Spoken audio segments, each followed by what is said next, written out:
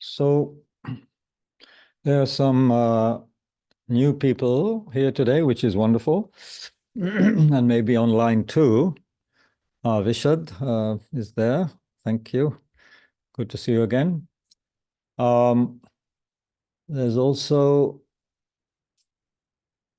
phone Shashi, and the images of a fan. So, you're in a warm place, it seems, if your fan is on. That's wonderful. Send some warmth to Delhi, please. I can't hear you. You're muted. Let me just check. You can actually unmute yourself if you want. But anyway, nice to see you. I have to learn lip reading. Yeah. Okay, so be comfortable, everybody. I think, and mobile phones on silent. Sometimes also the vibration can be distracting, so I have to check. This has become so much a part of our lives that it's very easy to neglect. Okay. So we can relax, okay? We shouldn't feel we're in some special place where we have to be extra, I don't know, what I'm looking for a word. We don't need to be formal. We don't need to feel we have to behave in an unnatural way because we're in a Buddhist center. In fact, we might say we could be more natural than normal, less speedy, less in a hurry, less desperate to get somewhere or do something, achieve something. We're rushing around trying to achieve many things during any day, small scale things, but also we are often trying to, we're trying to achieve many great things, perhaps too many things at once. And that confuses us. It makes us a little jumpy, and uptight is a word also, which is useful in the context of modern life and modern living, I would say. Uptight means we're always a little bit strung up. We're like a tight fuse. It's like a spring ready to uncoil. There's that lack of simple contentment, which comes from slowing down and taking things a little easier and just paying attention to what's happening right now in the present moment.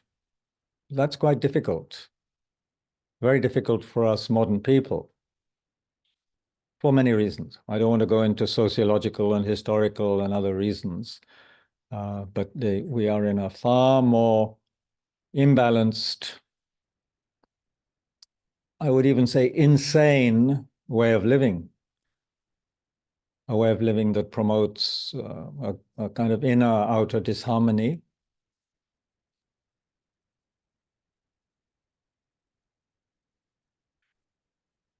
And they're also, I'll just give you one example, which is just part of the whole situation. When I was born in Delhi in 1956, there were 3 million people in Delhi. Oh, according to statistics, which I guess are relatively accurate. Now there are about 32 million in the Delhi area. So, tenfold increase in 67 years, right? So what does that do? What does that do? It's the same space. Delhi, of course, Delhi has expanded. Of course it has. But 32 million people, that's a lot of people rushing around. And if we accept the fact that what is happening within us and the kind of thoughts and feelings and vibration that we're giving off, if you have 32 million people, very few of whom perhaps are engaging in any kind of meaningful inner work or practice, which makes them calm and clear, or even a little bit happy and kind and so forth. Kind meaning to more than just the people they love. So if you have a whole bunch meaning 32 million people going around like that, you can imagine what that does to the, what should we call it? The atmosphere, the mental atmosphere. And we're not even talking about the physical pollution, which in Delhi is very high, very high.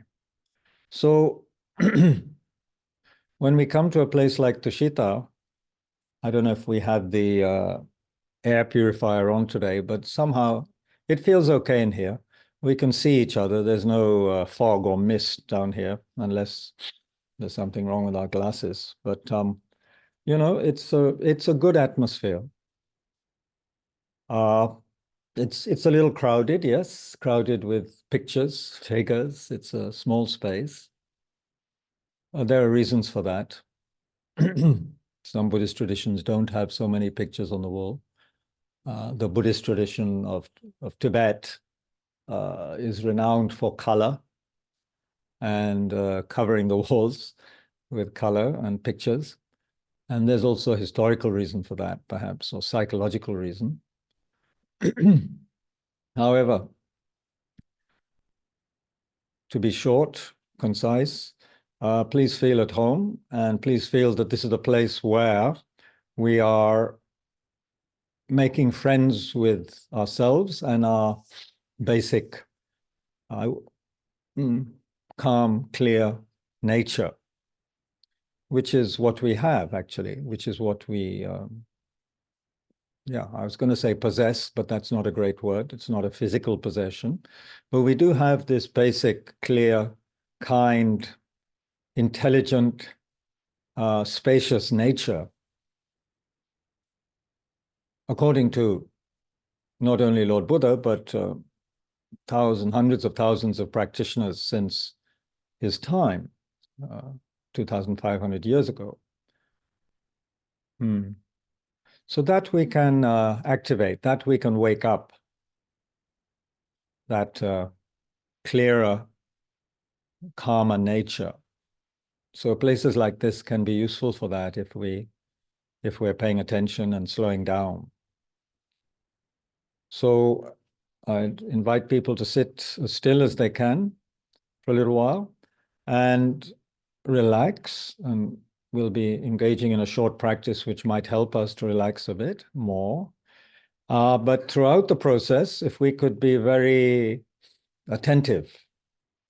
Attentive means not straining to concentrate, you know, like, well, to use a not very nice example, we're not a soldier in a war. We're not a sniper waiting to kill someone. And so, you know, very, so not that kind of attention, but a calm, clear attention, aware of how we're feeling in our body, aware of our breath, and aware of any sensations, particular sensations that may arise as we sit, aware of the thoughts. There's a lot happening in a human mind and body, since we're a combination of mind and body. So to begin to be more attentive to what's happening in the moment, that is something very useful and very necessary. So let's slow down, keep the body still. Take a few deep breaths and relax with the out breath.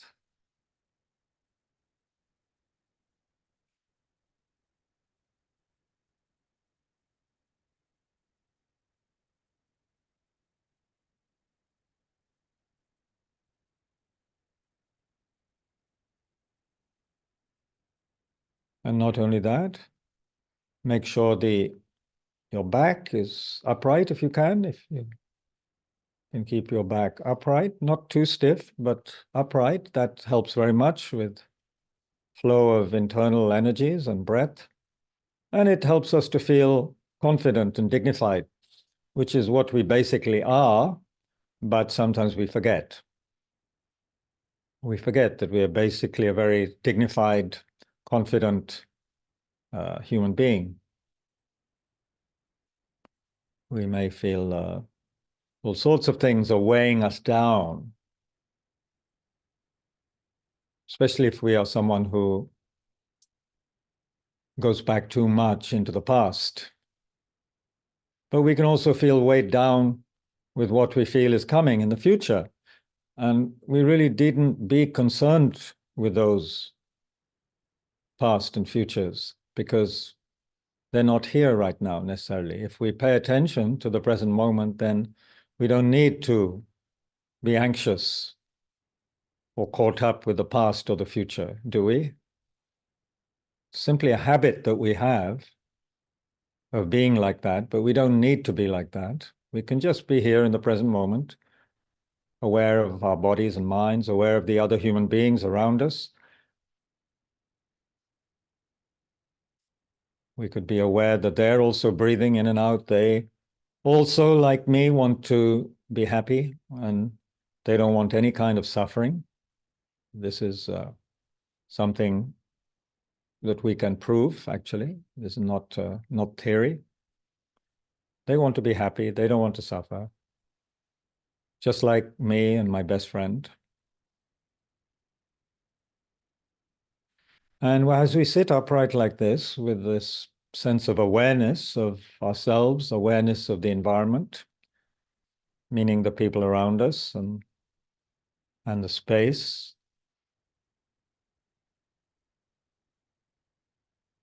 then we can also be aware of the front of our body, which is open. You know, we're not trying to hide. You know, we try to hide when we feel hurt or in a physical situation where someone is trying to harm us or hit us. For example, we crouch, don't we? We try to hide. We don't remain upright, do we?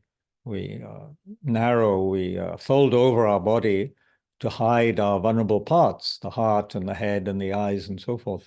So here, in this posture, everything is exposed.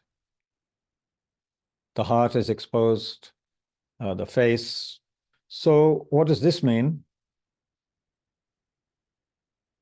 It means we're willing to communicate with the world, does it not? We're willing to communicate with others. Of course, there are many ways of communicating, but we, in this process, we are determined, we are going to communicate in a very wise and loving manner with the world. So what does that mean?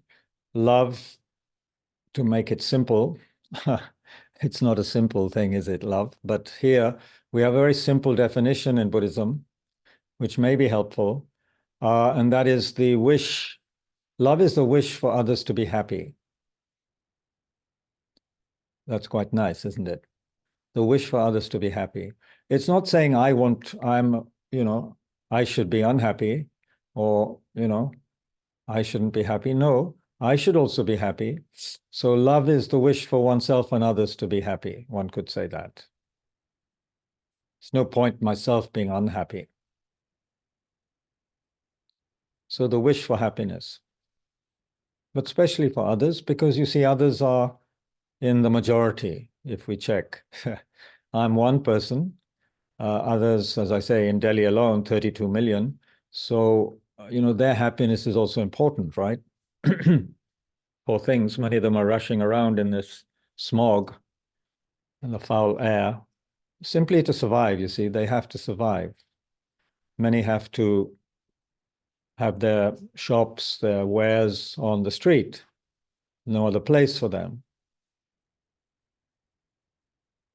Many have to travel in this environment. So anyway, they also want to be happy. They don't want to live 10, 11 years less than they could. And that's what happens apparently living in Delhi. The air can cut our lifespan by 10 or 11 years. Who knows? My point is love, the wish for others to be happy. And we could add compassion, which is the wish for them to be free from their suffering, from pain. And I mentioned wisdom as well, to communicate with the world with wisdom. So what does wisdom mean? There are many levels of wisdom, obviously. But here we're simply saying that we're aware that we're a human being who, right now, we're alive, but we're not going to last forever. Things are changing moment by moment, day by day. One day I'll be no more, and we don't know when that'll happen. So that's one aspect of wisdom, to understand that. Another aspect is to understand how we are connected with others, how everything is connected. We're connected, as we know, countries are connected with each other through trade, through friendship, through hostility, through all sorts of ways. The ocean currents travel from here to there. What happens in the Eastern Pacific Ocean affects the Indian monsoon and other factors too, of course. So in that sense, there's a connection everywhere, and there's a connection between us, between human beings. We depend on the kindness of others. Whether we like it or not, we depend on others. However self-made or great we think we are, we depend on others. We depend on other people just for this body we have. And everything since we were in the mother's womb, we depend on other people, even animals. So of course the body is open and ready to communicate with all these beings with whom we are connected, through whose kindness, we say, through whose kindness we are alive.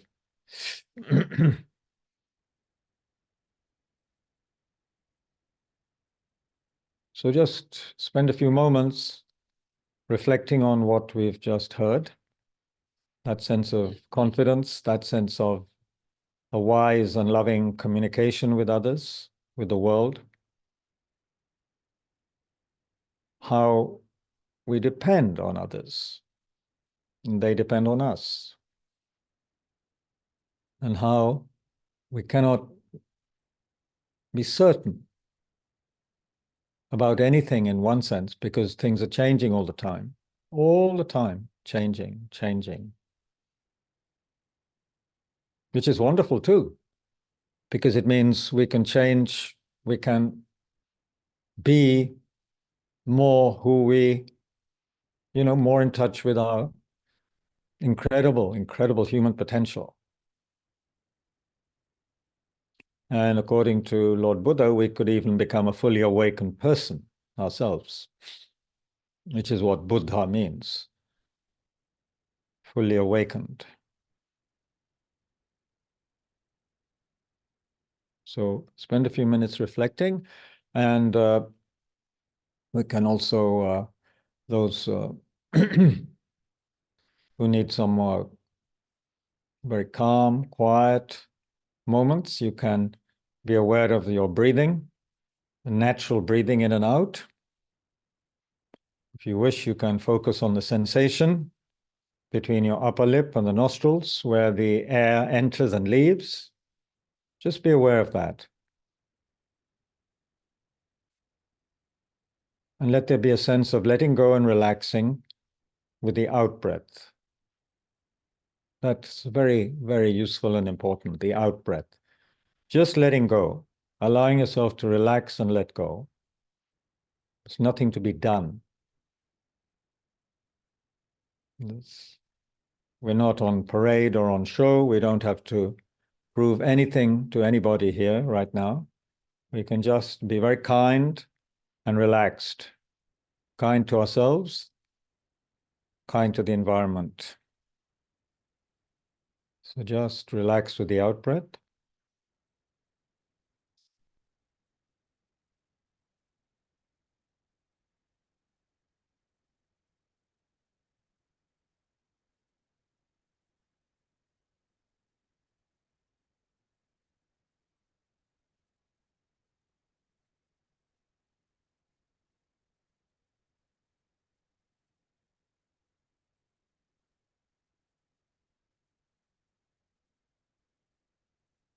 Thoughts will come. If you're doing the breath awareness, thoughts will come. Just be aware of them and come back to the breath. Recognize the thoughts, come back to the breath. Relax with the out breath. So that practice we can also do. But I recommend you reflect a little bit more first on what we have said regarding the posture and what it means. The self-confidence, the dignity of being human, and our connection with others. So we'll sit quietly for 6 or 7 minutes, and then we'll have a little talk and discussion.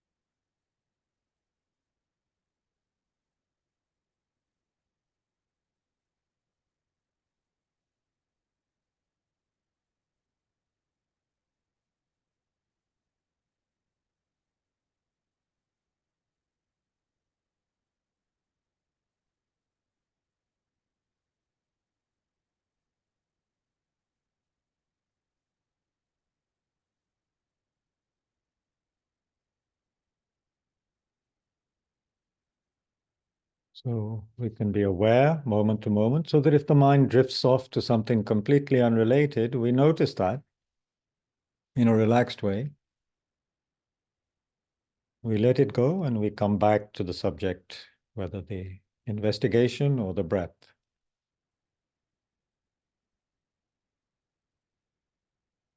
in a very calm, clear, relaxed manner, without tension.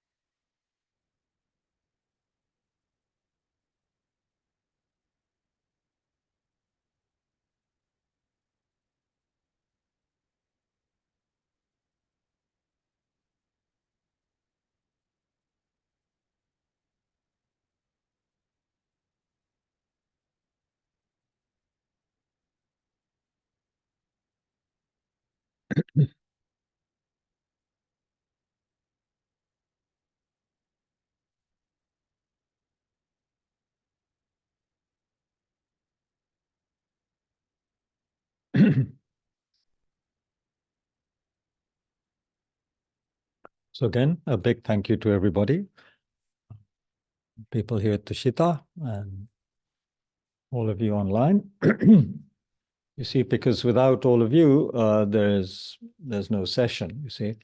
Nothing happens. if I come here and there's nobody around, then not only do I not get the cup of tea and hot water, which is often presented to me, but there's just empty space in front of me, an empty space on the screen. I wouldn't really want to just record a session with nobody there. That would so, and all of us being here, the people here at Tushita, create an atmosphere, create a situation where there is a group sort of energy that develops. There's a sense of communion and participation, which is very important. Increasingly lost, of course, in today's very fast, disjointed world. For many people, that sense of connection and communion and sangha, as we say in Hindi, sangha, or sort of, what is the exact translation of sangha? Anyone know the Sanskrit? Sangha? I know what the word means, but what's the root of sangha? Some kind of togetherness.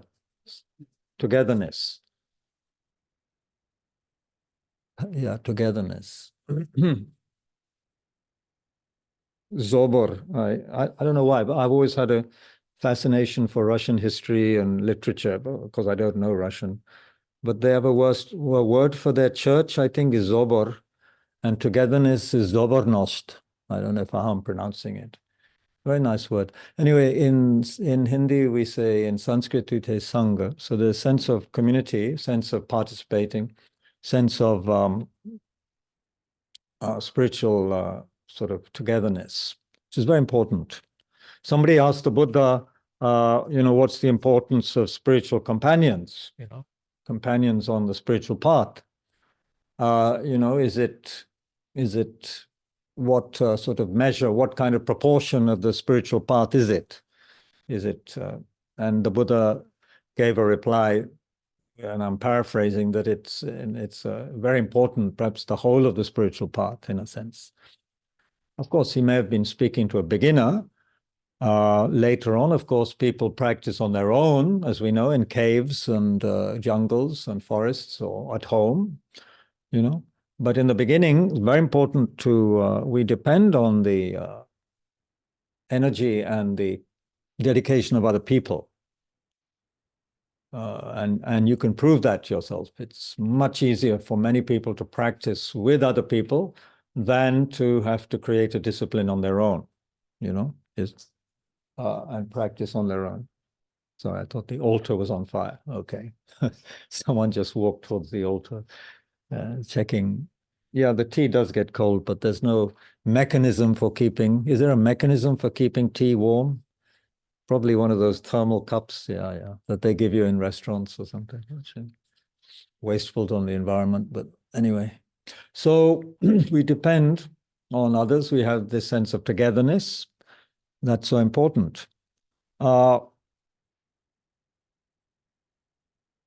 There's one phrase in a very famous text by an 8th century Indian scholar, practitioner, yogi. We say yogi, which means someone who is involved in a practice involving union with the truth, you could say. Yoga means union. Actually, the basic meaning of religion is the same. The Latin, relegare, to reconnect with the truth, with the origin, whatever. So in this 8th century master's book, which I have here with me, he says something very simple in the last chapter, which is something we find very difficult, it seems, we human beings, to engage in. He says, may beings think of helping one another. May beings think of benefiting one another. This is in the dedication chapter. And this is what we might think, oh, this is obvious, you know. Why is he saying this? But it seems that we don't find that easy. We don't find it easy to simply help one another. And the reason is, according to our experience and according to the teachings, we're so preoccupied with this one person, right? This one person who is me, um, so that we are not sufficiently aware, actually, of what other people need, you know? We're not even observant of others to the extent that we might know what they need or what they want, even though we may want exactly the same things. For example, I may want to be warm. Of course, in this weather, I may want to be warm, but how aware am I of other people? And I didn't even ask any of you at the beginning whether any of you, were warm enough or needed a blanket, Does anybody need a blanket? Because otherwise our volunteer will rush upstairs at great speed and bring one down for you. Does anyone need? Seriously? No? Everyone's okay? Yeah. The gentleman there who doesn't seem to have many clothes on, but I guess being young, yeah, you in the white shirt, sir. Are you warm enough? Are you warm enough? Yes, you in the white shirt. There's only one person there with glasses. Yeah, take her. You're warm enough. That's good. You see, I didn't even ask people at the beginning because I'm basically concerned about myself. Whether other people are cold or warm, it's, unless they're obviously shivering or asking for something, one doesn't pay attention. It's this kind of self-centeredness. We're so just caught up with oneself, so caught up with oneself. And this is, of course, why everything becomes so difficult. What have been talking about these last few sessions is how to maintain a wise and loving heart in difficult situations, right? So, of course, for someone who's only thinking about themselves, everything is difficult. Everything is a problem, right? The cold is a problem, the heat is a problem, not getting what I want is a problem, getting what I don't want is a problem, somebody looking at me the wrong way is a problem, somebody needing something from me is also a problem, because, I can't be bothered to, okay. It's like, I'm very happy when people offer me cups of tea, but if someone asks for a cup of tea, it's an effort, you have to get up, you have to go and put a kettle on, you have to get a tea bag, you may have to look for it, it takes half a minute to find the tea bag, then where's the sugar kept? One can't be bothered, One would much rather someone else serves me, than me serve somebody else. That is our problem. So everything is a problem that way. Every small thing. And of course, mosquito comes in the evening or at night and starts buzzing around, just trying to be friendly and take a drop or two of blood. And for us, that's a big problem. Big problem. It could provide the material for a lot of complaint and conversation with people over the next few days. It's not enough just to think, talk about it once. We might talk about it several times, especially if we're a beginner, of course, to mosquitoes. It could be a big problem, a very big problem.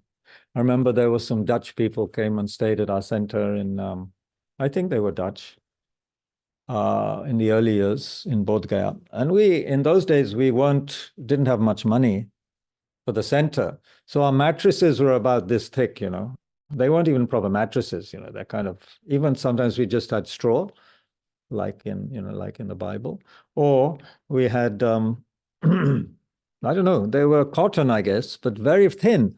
So this person came, and he was so upset in the morning. He said, how can I sleep on that? And of course, he's correct. At home in Holland, I don't know how thick the mattresses are. It depends. but maybe 4 inches, 6 inches. Even a lot of Indian people now sleep on thick mattresses. How thick is your mattress, Yash? Only about 2 inches. Yeah. Anyway, so this guy was really upset. He couldn't sleep at all. I mean, he wasn't nasty about it, but he just couldn't sleep because the mattress wasn't thick enough. And you can say, well, of course, that's going to happen because he's used to something else. But the point is, how big is the problem in our mind? Mosquito, mattress, cold water, tap not working, the road having too many potholes, whatever it is, especially people coming to India for the first time, people not standing properly in queues. Although it's a bit better now, I think, than it was 20, 30 years ago. Toilets are much better in India than they were 20, 30 years ago. It used to be a kind of nightmare going to toilets, especially while traveling. Now it's much better. But you see, the mind that is concerned with my comfort and my ease, that mind is always having problems. Always. Everything is a problem. We can make everything into a problem, because we are what I mentioned that word at the beginning, uptight. We are uptight. I don't know, our Lithuanian friends, have you heard that word? Uptight. It's like there's a constriction. We're not open and flowing and relaxed. We are very uptight. So then everything is like, one is on guard. Life is a threat. Everything is a threat. Every human being is a threat. Food is a threat. You have to, maybe someone's trying to poison me, that kind of thing. Everything is a little harsh. Everything is like we're bumping into things. We're like bumping into reality. Bumping into, yes, we're not relaxed and flowing with things. Yeah, Shantideva had said this in verse 22 of the last chapter of his amazing work, which is one of the most important works in Mahayana Buddhism. He says he's dedicating the positive energy that he's generated through this work that he's written. And he says this at one point, that may the frightened cease to be afraid, may the powerless find power, and may people think of benefiting one another. So this is something very simple, but also very difficult. May people think of benefiting one another. You look around in the world, look at all the influential people in the world, like really influential people, okay, like presidents and prime ministers. Yeah, how much are they trying to benefit one another? Of course, they're trying to benefit a few people, I would say. I don't want to mention names, but some leaders seem to be primarily concerned with benefiting one person, themselves, right? And it doesn't matter what happens to thousands of other people. So this is something we need to keep in mind, and not just, of course, blame world leaders. Oneself is doing the same thing, not being considerate enough of what other people need. If we were living in Mongolia, this would be iced tea by now. It's fine. It's fine. It's actually quite nice. It's very well made. But we're lucky we're not in Mongolia or even Chicago, Canada. It's about minus 30, 40 in those places. So we're very lucky in Delhi, actually. This is how we should feel. We're very lucky to be in Delhi, that when you go out, your nose doesn't freeze. This is wonderful news. So, but on the other hand, of course, everything is a problem for the self-centered person. Now it's too cold and too polluted. Soon it will be too hot. And then it will be too wet. I'm just speaking of Delhi seasons, for the self-centered person. It'll be too wet. Then it will be too damp and humid, and there'll be too much sweat. And then, of course, if our air conditioning is not working properly, it will be, we will get annoyed. And if it is working properly, we'll be upset by the electricity bill. So you see, there's never any happiness for a self-centered person, Things stop working, it's a problem. even if they're working, we'll find some other problem, right? We had that experience. Something is okay, but don't worry, we'll find another problem. So easy to find a problem. Have you had that experience? I've had that experience. And of course, it plays out in our relationships with others. You're having a problem with someone, okay, let go of that person, find another person, and then when they become a problem, and they are a problem because they are not doing exactly what we want them to do to make me happy and comfortable within my comfort zone, then we'll have to search for another person, or create a situation where they leave. So like that, the whole of life is going round and round and round. And according to Buddha, this is what has kept us suffering since beginningless time. Yeah, you heard right, since beginningless time, because Buddha says not just one life, many lives, not just one universe, not just one creation, not just one big bang, many big bangs, no beginning to existence, no beginning to consciousness, because some kind of finite sort of beginning is problematic for us Buddhists. We keep on searching for causes.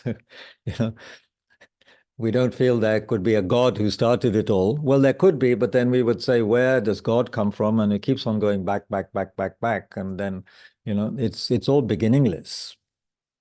Our situation is beginningless. So it's up to us. Do we want beginningless and endless pain and frustration and confusion? Or do we want happiness? Do we want contentment? Because we can create that situation as well due to the power of our minds. And due to the fact that it's not in the hands of some creator God or in the hands of Lord Buddha or anybody else, it's in our own hands. It's up to us, the reality we create, up to our mind. This we can see clearly. How can we see clearly? We can see how there are different people who react to situations differently. For some people, everything is a problem, or many things are a problem. For other people, no, they're it's not such a problem. Simple food isn't a problem. Sleeping on a very thin mattress isn't a problem. Not always getting what they want, that's also not a problem, because maybe they don't want so much, Getting old and dying isn't a problem for some people. And of course, for most people, it's a big problem. We start fearing it when we're much younger. Much younger, we start being very uncomfortable even when people talk about death. Or even the word impermanence. I used the word impermanence today and somebody got very jittery. Had to, wasn't so happy with me using that word. It's as though we want to shut out reality, because it affects me, I am threatened. So me, this is the problem. Sorry, this is a very, very basic, old teaching, old material for the students who have been around a long time, but I do think we need to hear it again and again. That the main problem is my own self-centeredness, my own uptightness. That's the problem. Some people manage in this world very well, even though they've had, difficulties in life. They manage to develop some awareness, some compassion, some love. For others, it's always a big problem. Their difficulties, their upbringing, the fact that they didn't get what they wanted from whatever, from home, from parents, from school, from, life, and it becomes a big problem for them. They become very bitter. So anyway, the remedy for this is to begin to make friends with ourselves in the proper way, as we've discussed again and again. And those who were here yesterday for, hold on, was it yesterday? Yeah, it was. My sense of time has gone completely haywire. There was an excellent talk yesterday by a Western nun. She's Dutch, right? Yeah. Venerable Janyang is from Holland. She gave an excellent talk, which is actually also being recorded. And I'd highly recommend people to listen to that because it was very, very insightful, very useful indeed. So that gives an idea of how we create our problems. We create our problems by running away from anything that we don't find within our comfort zone. Anything that is problematic or suffering, we try to push it away. And that's not the way to work with things, you know. Say you're sick in your body, say there's some sickness and you want to ignore it. You want to ignore the fact that you're sick. You want to run away from that fact. It's a fact, right? It's a fact, let's say, that we are sick, but we don't want to acknowledge it. So we want to ignore it or suppress it, you know. Either ignore it or, okay, I'll just take some drug that suppresses the symptom. So what happens? It just gets worse and worse and worse, and it could erupt in a very serious illness later. But we are very, very good at running away from situations that are problematic. We don't want to talk about difficult subjects with people, you know. I've been in that situation before. When people are having problems with each other, of course, sometimes it is very skillful to have an intermediary, an arbitrator, but sometimes people are too lazy to discuss things with each other. And then sometimes I find myself in the middle and I have to talk with both sides.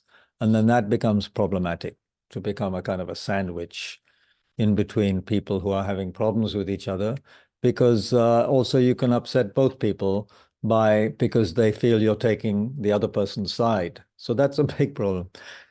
The great monk, the late Thich Nhat Hanh, spoke about that problem because he was someone very courageous, brave person working for peace in Vietnam in the 60s during that horrible war, the Vietnam War, which went on a long time and only finished really in 1975. It had been going on since the 50s, first with the French and then with the Americans.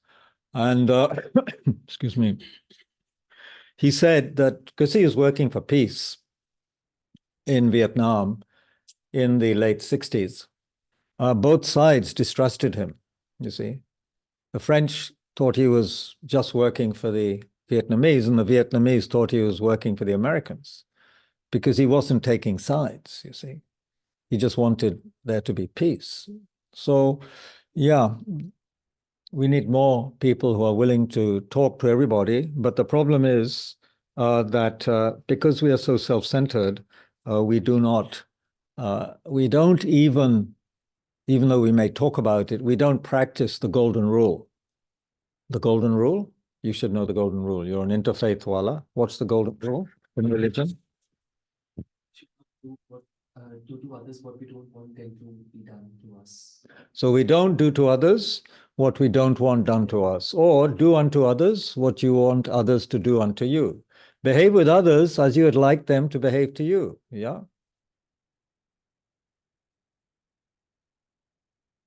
So if you want others to make you cups of tea, you should make them cups of tea also, you see. If you create that karma of helping others, others will help you. If you don't create that, why should they help you? You know, if you're a selfish, stuck up, self-centered person, why should they help you? You know, so do unto others. I can't remember the exact quote. Anyone good at the Bible here? Do unto others as what? Exactly. No, you had got it slightly wrong. Naveenji, you should consult our professor from IIT. Naveenji, bataiye. Do unto others as Christian theology, but do unto others as you would, they would do. English is a problem here. Do unto others as you would have them do unto you, something like that. So that is so hard to practice. It's such a simple thing to say. Well, not so simple to say, but we know what we're meaning, right? We know what we mean. Behave with others as you want them to behave with you, But it's difficult because me gets in the way. Me. And that comes from fear and insecurity, which is based on what we call in Buddhism self-grasping ignorance, holding on strongly to I, me, mine. As long as there's that holding on to ourselves as something very solid and precious, of course we are precious, but that solidity, concreteness, That is a mistake, according to Buddha. We don't exist in that way, but we hold on to ourselves in that way. And so then, of course, everything becomes very tight, very kind of anxious, very, what am I going to get out of a situation? How do I protect myself? How do I get what I want? It becomes that kind of situation. So everything then is either a threat or a promise, oh, I'm going to get something here, or that is a threat, It's the way great nations behave also, right?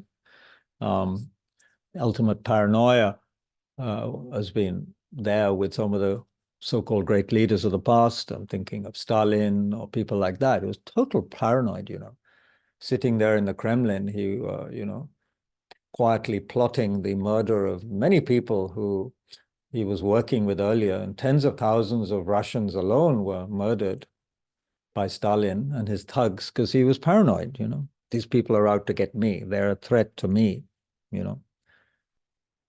But thanks to Stalin, I got my best grades in my entrance exam, and I got into a good university thanks to Stalin. I wrote on him. But anyway, he murdered tens of thousands of people.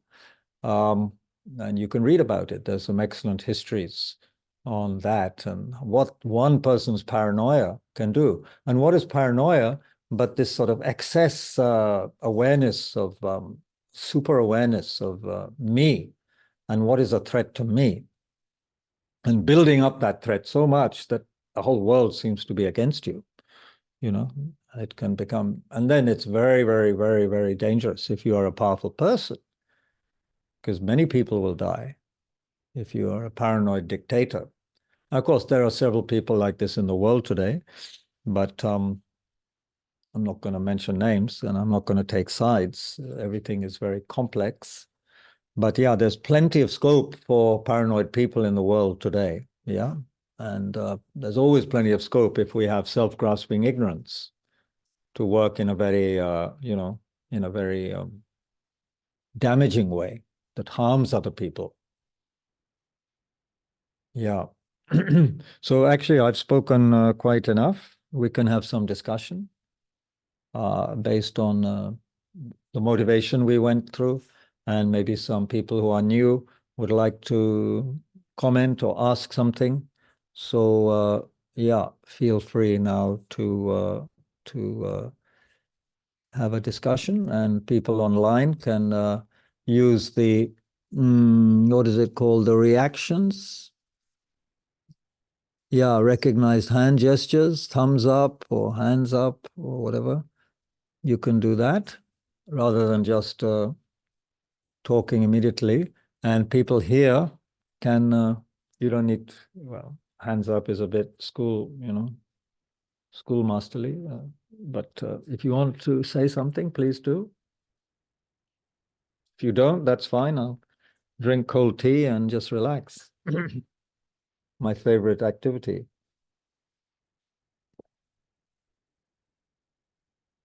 So,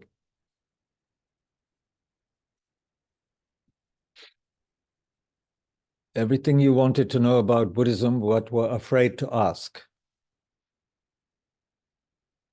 There was a film with a slightly different title in the 60s, I think, 60s or 70s, or a book as well. Haji. 70s. Was it 70s?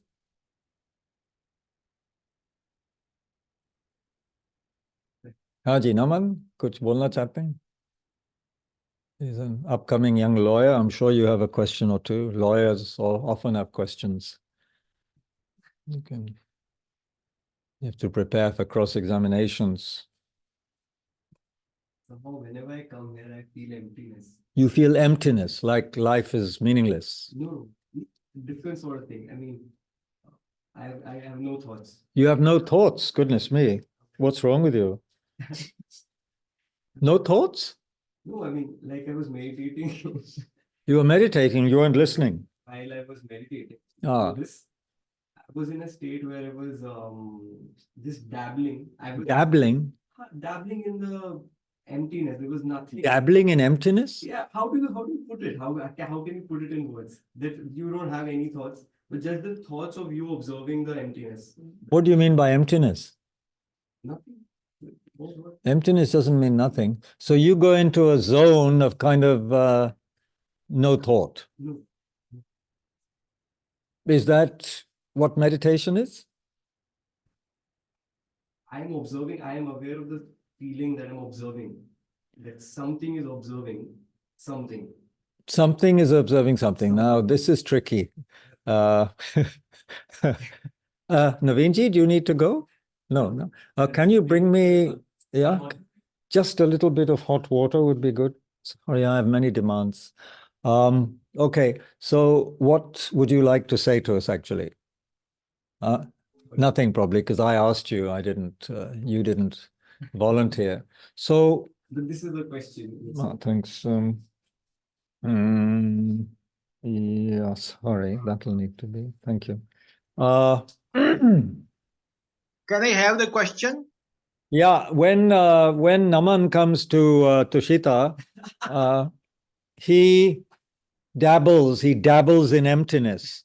So I had a problem with that statement. So I asked him what he means by dabbling in emptiness, and he said that well, no thoughts are there, and that something is observing something, which wasn't that helpful for me. But it just shows also how difficult it is to put things in words, especially something one is experiencing internally. How to put it in words? Thank you very much. Thank you. How to put it in words? That is a problem, right?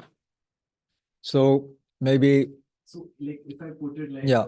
that, if there's an I, right? Ego, like an I Naman is observing. If I tell myself that I am observing, am observing. observing a thought for that matter. Let's say Okay. a thought comes into my mind about something of the past, and what should I say? That I am observing. I am observing it. That's an interesting question. If a thought arises, am I observing the thought?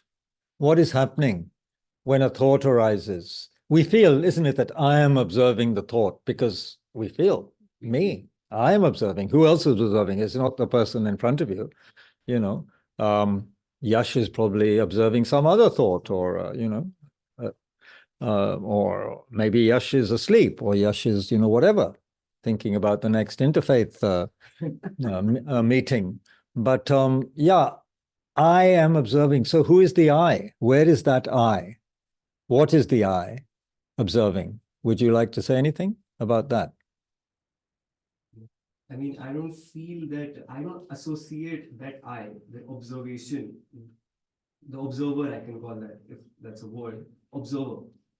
When I'm the observer, let's say. Okay. It's just observer, because I'm not Observer. associate with my physical self for that matter, that I have a certain body. It's like You feel there's an observer. Yeah, I feel there's an observer. And The observer is you or something else? me. Me. You. Mm, Probably, yeah. probably. I mean, it's not somebody else observing, But right? then it also feels like the observer is also part of the act of observation. Like Oh, good, good. Wait. So it seems like the observer is also part of the act of observing. That's interesting. Okay. The observer is part of the act of observing. Yeah. I mean, the observer observes, right? So what's the connection between the observer and what the observer is observing, which in this case is a thought? They seem to be separate, are they? The observer is here and the thought is somewhere else. Is that right? Not really. But the problem with language is it makes it feel that way, doesn't it? The observer is observing a thought. It's very hard to put it. It's like you are I feel like I'm the act of observation. You are the act of observation. Yeah. The thought and What, the observer. what would you say? What? Oh, sorry, I interrupted. Say that again. I was saying that the thought of the act of observation. The act of observation. That itself, that thought and the observer observing it. It's happening so simultaneously that I'm becoming that. You are becoming what? It's like as soon as I I remind myself that I am breathing, I feel the breath has happened on itself, like with itself. Like, how do I do it? Like, Right now, I'm breathing, right? When talking to you, I'm Yes. breathing. It's But what if like I start concentrating on my breath? I'm not controlling it, right? It's happening on its own. it's happening on its So the own. observation is happening on its own. The observation is happening on its own. Yeah. So So- there's no one controlling it, you would say. It's interesting, isn't it? You know, people like Jiddu Krishnamurti, the great Indian sage, he says the observer is the observed. Yeah. The observer is the observed. Meaning, he seems to be saying there's no dualistic relationship between the observer and what is observed. Because language makes it seem different. I am looking at you, okay? Or I am aware of my thought, or I am aware of a memory. I'm having a memory of something that happened in the past. Whereas some of the great sages of India and perhaps the West as well have spoken more in terms of non-dualistic consciousness, meaning, yeah, that which is observed is not different from the observer themselves. It's one process. It's kind of one entity. I don't know if entity is the correct term there. Of course, it has a different meaning, I think, in Buddhist philosophy. But it seems like the observer and the observed, they are one entity. Or, put another way, centerless observation. There's no center from where one is observing. But we think there is a center. There's me. There's me. It's a space. Okay, that's good. So you are speaking, I think, from some good experience from wherever, from this life, from past life, from wherever, from your legal studies. I'm not sure your legal studies is giving you this insight. Okay, so what did you say? From space. There's space. That's an interesting word.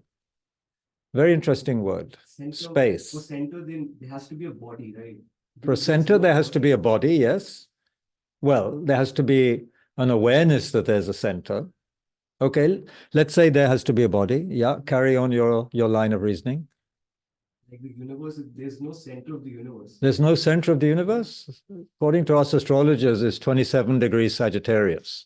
But this particular universe, yes. The observable universe. Yes. Scientists also say, Yeah. they talk about the observable universe. Right, right. So what about the universe that's unobserved? Universes that are unobserved. Yeah, I mean, the mind-blowing things come on my smartphone now, you know, about messages that took, 8 billion light years to get here. I mean, first of all, how they work that out is beyond my understanding. But something 8 billion light years away, I mean, obviously, there's a vastness, there's a spaciousness that is very hard to even, contemplate, But then again, it's hard to contemplate that there is some kind of wall at the edge of the universe saying, okay, this is the end, folks, you can turn back now. Obviously, that is not going to be there. आप ठीक हैं? आपको जाना है? थोड़ा खा P के जाइए. हाँ, an old friend has come to Tushita after a long time. Interesting. So, yeah, space. This is something else. This is Shantideva. Again, I will take recourse to. In one of the most difficult chapters for me in any text is the 9th chapter, the wisdom chapter in Shantideva's great text, the Guide to the Bodhisattva's Way of Life. And what he says at the end of that chapter is what moves me. I don't understand the chapter very well. One has to really study it deeply with a master. But he's talking about the fact that there is no inherent intrinsic nature to anything. So there's nothing, in a sense, to really, as he says, what is there to be happy or unhappy about? When I search for the ultimate nature of things, who is there to crave anything? What is there to crave for? And then he says something which I like very much, and this translation of it anyway. He says, because this is a chapter on wisdom, we're investigating reality, okay? He says, oh, you who are investigating reality, please recognize, as I have done, that all is just like space.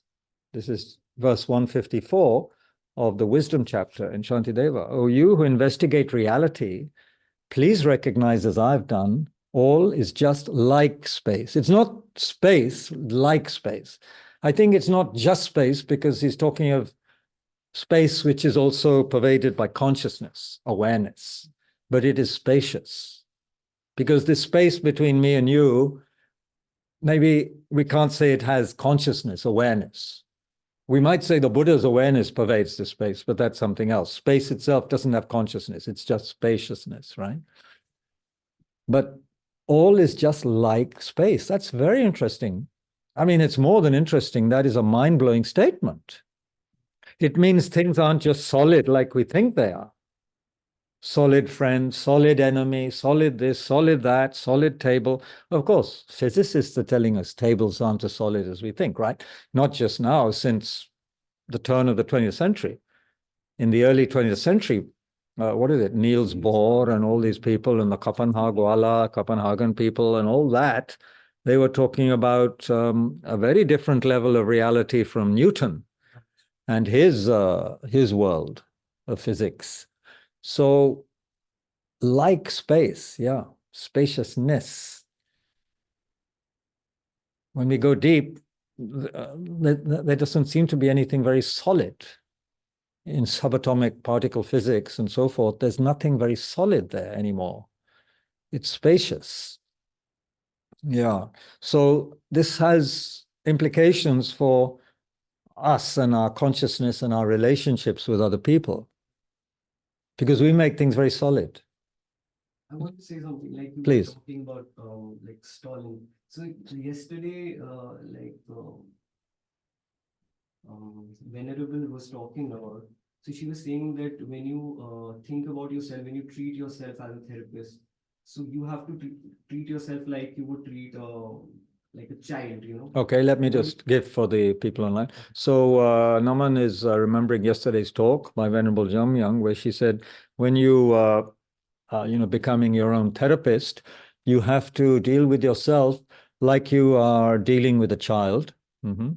Yeah, someone would, like, you would not feel, you know, like what do you do to a child if they make mistake? If they make a mistake. If a child makes a mistake, what would you do? Only hug them. You hug them. Feel it's fine. Mm-hmm. And then they feel fine. Yeah. Yeah. Okay. Even if they make a mistake. Even if they made a mistake, yes. What was I thinking that when I'm in this state and I'm comparing it with that, I feel more like that the space outside is also equal to the space within me.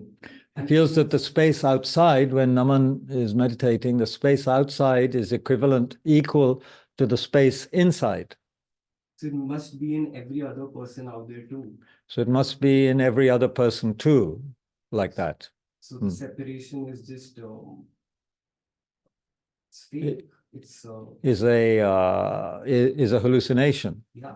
But so if I believe myself to be a body, yes. Okay, so separation is a hallucination, but if I believe myself to be a body, then I believe myself to have a heart, to be a person, and then I'll have the need to protect myself. And so I believe I am a person, I have a heart, so then I need to protect myself. But I would say counter, you do have a heart, you do have a body, so you do need to protect yourself. So how about that?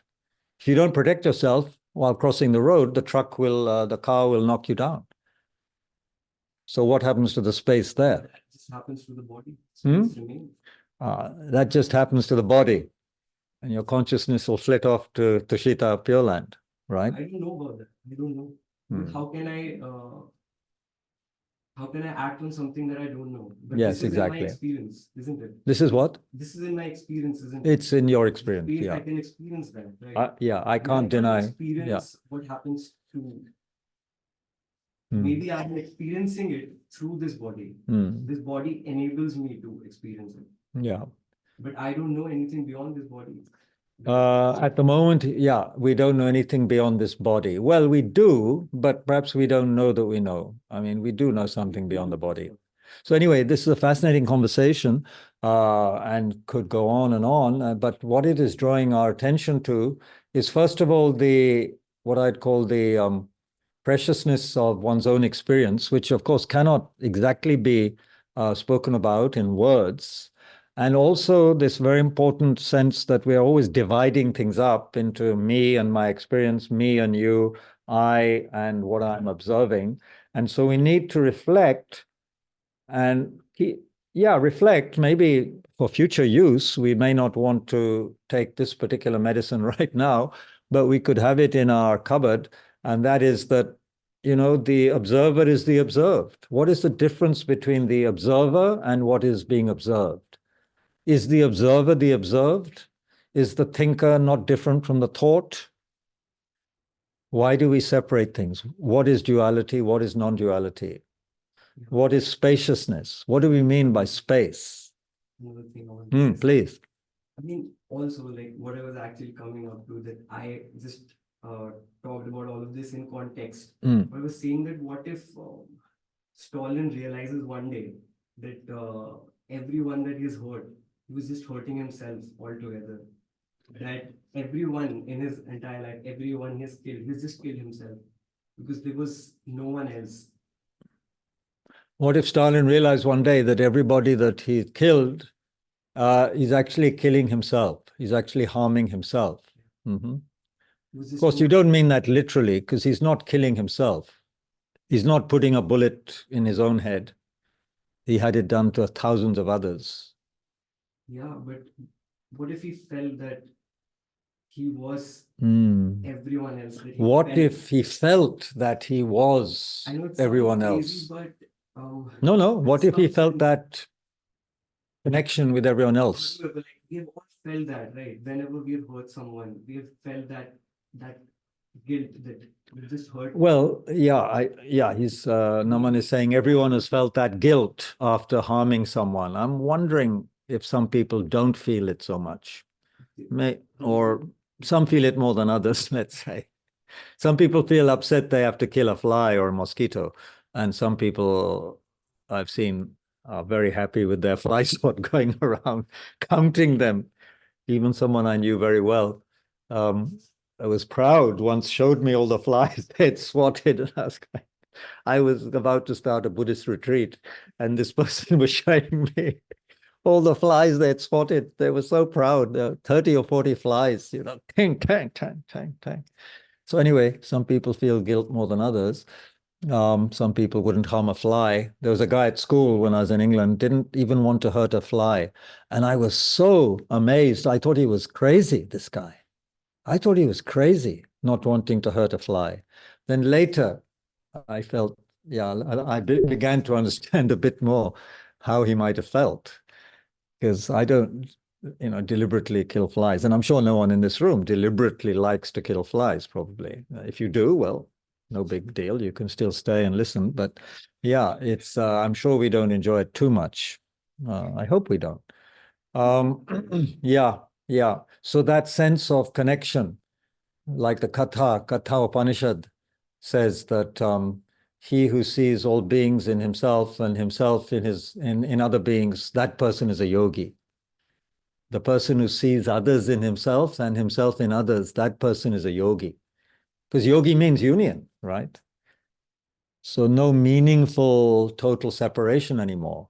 Of course, if I'm hungry, I can't say, Naman, I'm hungry, so you must be feeling hungry too. That doesn't make sense on the relative level, because you may have just had a big meal and I may not have eaten since morning. So I'm hungry. It doesn't mean you're hungry. But maybe it means that if I'm hungry, you can connect with the fact that I'm hungry. You can feel it. Like a mother would feel for her child, right? If it's a sensitive mother, and her stomach may be full, but if her child is hungry, she will feel, I think, deeply the hunger of the child and won't be able to stand it for a moment, especially with a very young child, right? Or a sick child. You're not sick. I'm not sick, but my child is sick. Wow, you feel, wow, You really want to do what you can for the child immediately, You can't bear it. So, and at that moment, which we all may have in our life, we don't feel anymore a separate me. There is just the situation. There is just what has to be done. There is just that person who needs something. Oneself is no longer there. when there is just pure action. Sports people feel it sometimes, they say, when they're in the zone. They're just so good at their sport and enjoying so much, maybe they're just a flow. There's no more a person playing. There's just a play.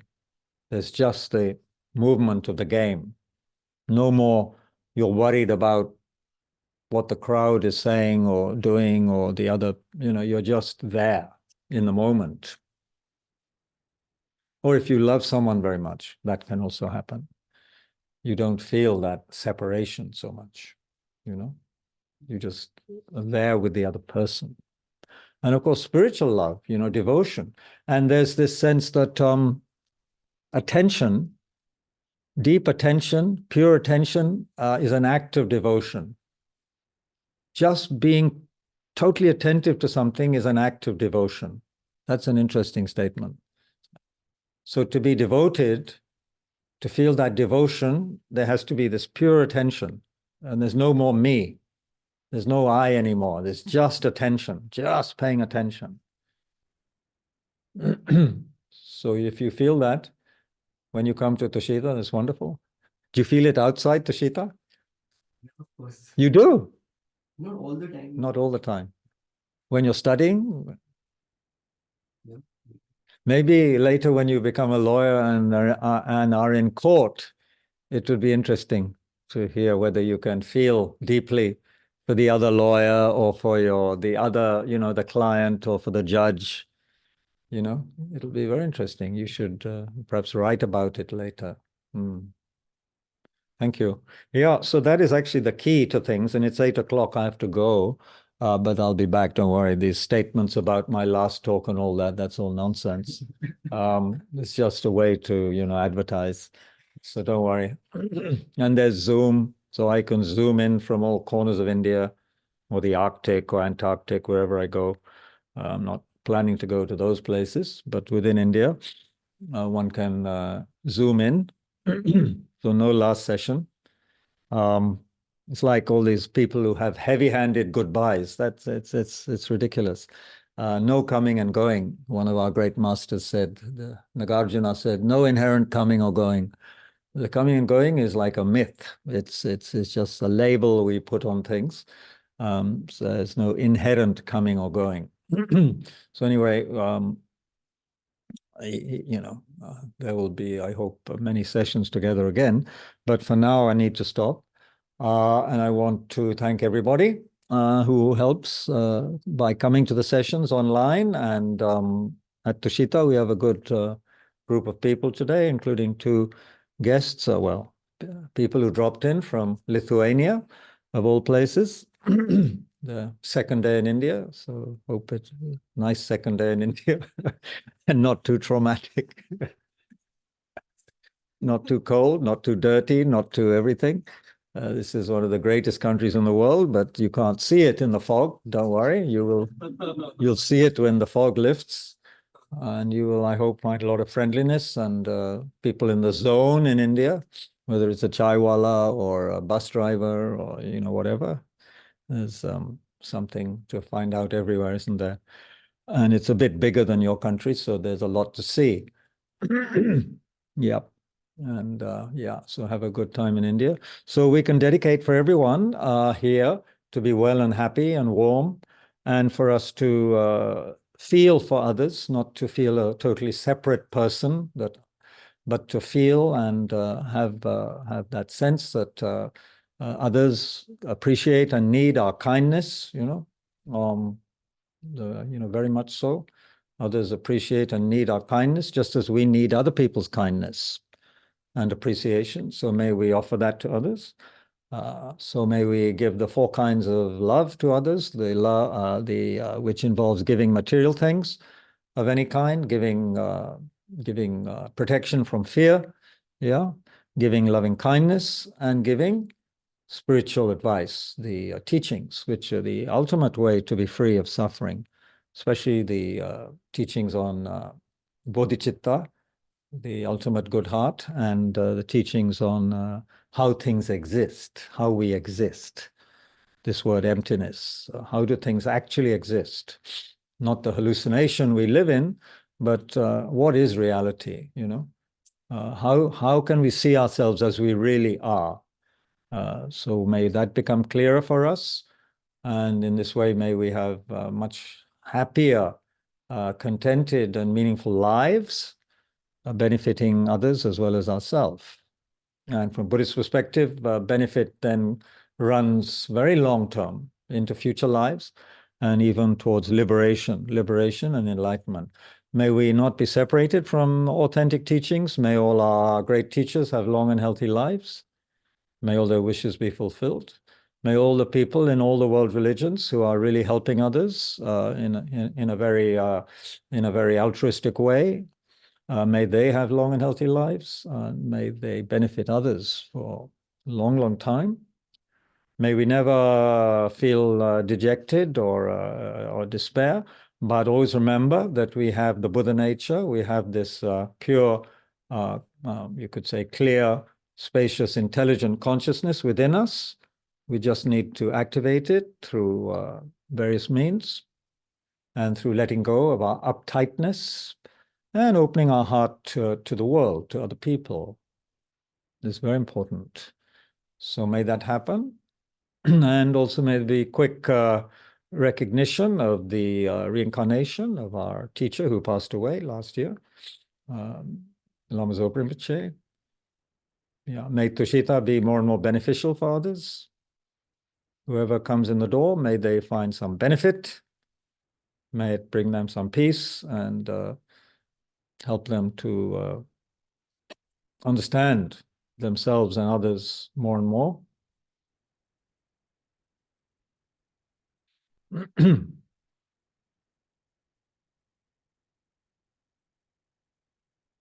Okay, so thank you all very much indeed. Thank you, the onliners, and thank you, people here. Yeah, have a good evening and Thank you, Kabir night. Ji. Thank you very much.